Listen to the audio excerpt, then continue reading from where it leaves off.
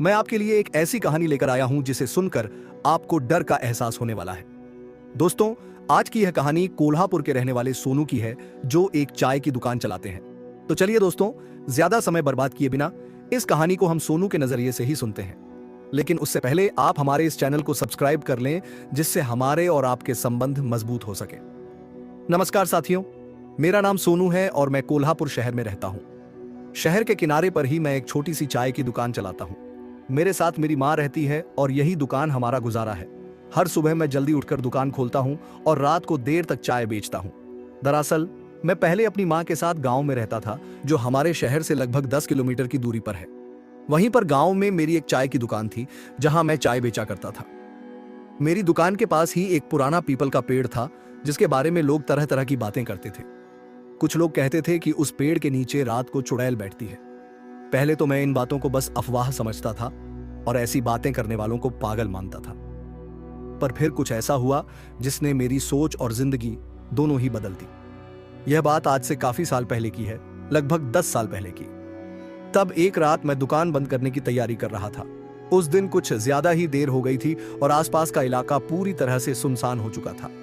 मैंने आखिरी बार चारों तरफ देखा और दुकान के शटर को नीचे खींचने ही वाला था कि अचानक ठंडी हवा का एक झोंका आया। मेरे रोंगटे खड़े हो गए। मैं जल्दी जल्दी काम खत्म करने लगा, लेकिन तभी मुझे पीपल के पेड़ के पास कुछ अजीब सी हलचल महसूस हुई। पहले तो मैंने सोचा कि शायद यह मेरी आंखों का धोखा है, लेकिन जब मैंने ध्यान से देखा तो पेड़ के नीचे एक औरत बैठी हुई थी। उसकी पीठ मेरी ओर थी और उसके लंबे बाल जमीन तक लटक रहे थे। मेरे दिल की धड़कन तेज हो गई। मैंने खुद को समझाया कि शायद कोई राहगीर होगा, लेकिन जैसे ही मैं थोड़ा और ध्यान से देखने की कोशिश करने लगा, उसने अचानक से अपना सिर घुमा लिया। उसकी आंखें लाल थीं, जैसे अंगारों की तरह जल रही हों। मैंने तुरंत पीछे हटने की कोशिश की, पर मेरी टांगें मानो जाम हो गई थी। वह औरत धीरे धीरे उठकर मेरी तरफ आने लगी। उसका चेहरा पूरा काला था और उसकी हंसी इतनी भयानक थी कि मैं उसे बयां भी नहीं कर सकता। मुझे समझ नहीं आया कि क्या करूं। मेरी दुकान के अंदर जाने का भी रास्ता बंद हो चुका था। मैं बस पीछे हटता गया और उसने अपनी ठंडी आवाज में कहा, तूने मेरी जगह ली है, अब तुझे इसकी कीमत चुकानी होगी। मैंने देखा कि उसके पैर उल्टे थे। अब तो मुझे यकीन हो गया था कि यह वही चुड़ैल है जिसके बारे में लोग बातें करते थे। मैंने जैसे तैसे अपने आप को संभाला और भागने की कोशिश की, पर वह मेरे सामने आ गई। उसके चेहरे पर एक भयानक मुस्कान थी और उसने अपनी काली उंगलियों से मेरी तरफ इशारा किया। तभी अचानक पीछे से किसी ने जोर से मेरा नाम पुकारा। मैं चौंक कर पीछे मुड़ा और देखा कि मेरी माँ वहां खड़ी थी। उन्होंने झट से मुझे खींचकर दुकान के अंदर कर लिया और शटर गिरा दिया। मैंने डर के मारे उन्हें सब कुछ बताया। माँ ने कहा, मैं जानती थी कि एक दिन यह होगा, इसलिए मैंने तुम्हें पहले ही सावधान किया था। उस रात के बाद मैंने कभी रात को दुकान देर तक खुली नहीं रखी। माँ ने भी दुकान के चारों तरफ नींबू मिर्ची लटका दिए और एक ताबीज पहनने को कहा। उस घटना के बाद मुझे समझ में आया कि जो लोग कहते थे वह झूठ नहीं था। वह चुड़ैल सच में उस पेड़ के नीचे रहती है और मैं उससे बचकर निकल आया। लेकिन उस रात का खौफ अब भी मेरे दिल में बसा हुआ है। अब मैं हर दिन सूरज ढलने से पहले ही अपनी दुकान बंद कर देता हूं। रात का खौफ और उस चुड़ैल का चेहरा आज भी मेरी आंखों के सामने तैरता रहता है। उस रात के बाद मेरी जिंदगी पूरी तरह से बदल गई। पहले मैं हर रोज देर रात तक दुकान चलाता था, लेकिन अब सूरज ढलने के बाद मैं दुकान के पास भी नहीं भटकता। हर शाम दुकान बंद करते समय मेरी आंखों के सामने वही भयानक दृश्य घूमने लगता है।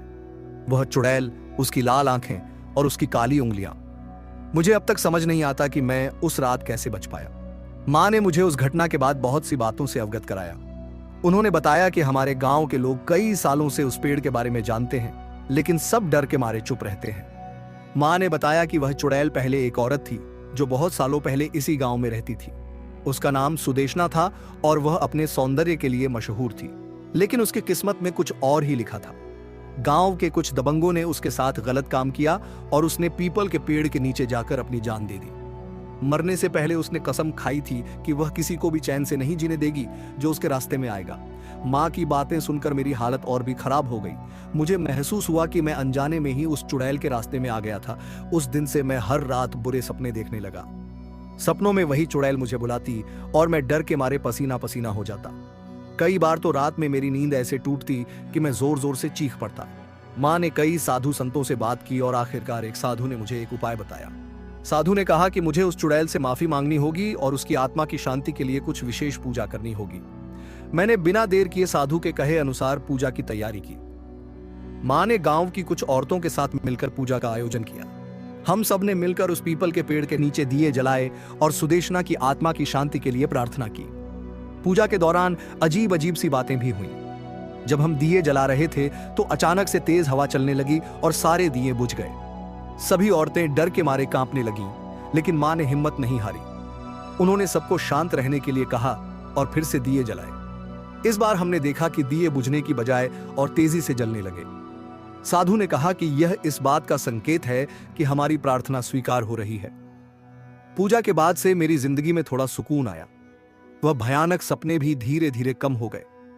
अब मैं थोड़ी राहत महसूस करने लगा हूं, लेकिन उस रात का खौफ और चुड़ैल का चेहरा अब भी मेरे दिलो दिमाग में बसा हुआ है।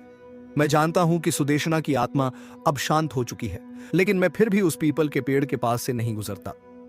मुझे लगता है कि कहीं न कहीं वह अब भी वहीं है और मैं उसकी नजरों से बचकर निकल आया हूं। पूजा के बाद मेरी जिंदगी तो थोड़ी सामान्य हो गई, लेकिन पूरी तरह से उस खौफ से छुटकारा नहीं मिला। दिन में सब कुछ ठीक लगता था, लेकिन रात होते ही मन में अजीब सा डर बैठ जाता। दुकान के पास से गुजरते हुए भी मुझे ऐसा महसूस होता कि कोई मुझे देख रहा है। कई बार मैं सोचता कि कहीं वह चुड़ैल मुझसे पूरी तरह से खुश तो नहीं हुई। क्या वह सच में मुझे माफ कर चुकी है या फिर वह बस सही वक्त का इंतजार कर रही है? इस डर के साथ जीना आसान नहीं था। मैं हर समय चौकन्ना रहता और कोशिश करता कि रात को दुकान बंद करने के बाद सीधे घर चला जाऊं। लेकिन एक रात कुछ ऐसा हुआ जिसने मुझे फिर से उसी खौफ में डाल दिया। उस रात बारिश हो रही थी, बिजली कड़क रही थी और चारों तरफ अंधेरा छाया हुआ था। मैं जल्दी जल्दी दुकान बंद करने की कोशिश कर रहा था ताकि जल्द से जल्द घर पहुंच सकूं। तभी अचानक बिजली गुल हो गई। चारों तरफ घुप अंधेरा हो गया और मेरी दुकान के बाहर का वातावरण और भी भयानक लगने लगा।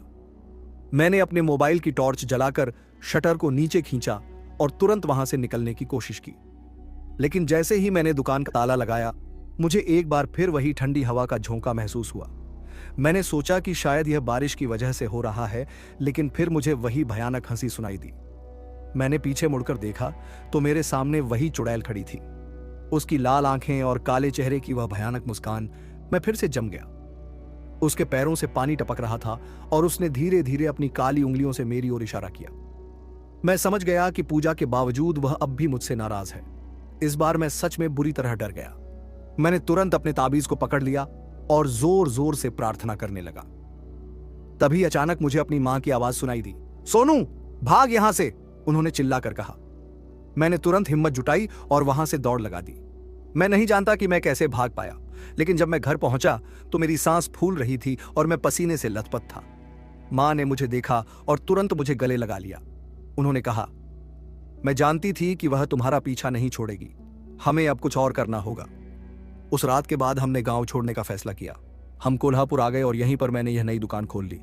अब मैं अपनी मां के साथ यहां रहता हूं और रात को दुकान बंद करने के बाद सीधे घर चला जाता हूं। वह भयानक रात और चुड़ैल का चेहरा अब भी मेरे सपनों में आता है, लेकिन मैं जानता हूं कि मैं अब सुरक्षित हूं। कहानी सुनने के लिए धन्यवाद। क्या आपके साथ भी कभी ऐसा कोई खौफनाक अनुभव हुआ है? अगर हां तो हमें कमेंट्स में जरूर बताएं। ऐसी और भी खौफनाक कहानियों के लिए हमारे चैनल को सब्सक्राइब करें और बेल आइकन को दबाएं ताकि आपको नई वीडियो की नोटिफिकेशन मिल सके। धन्यवाद।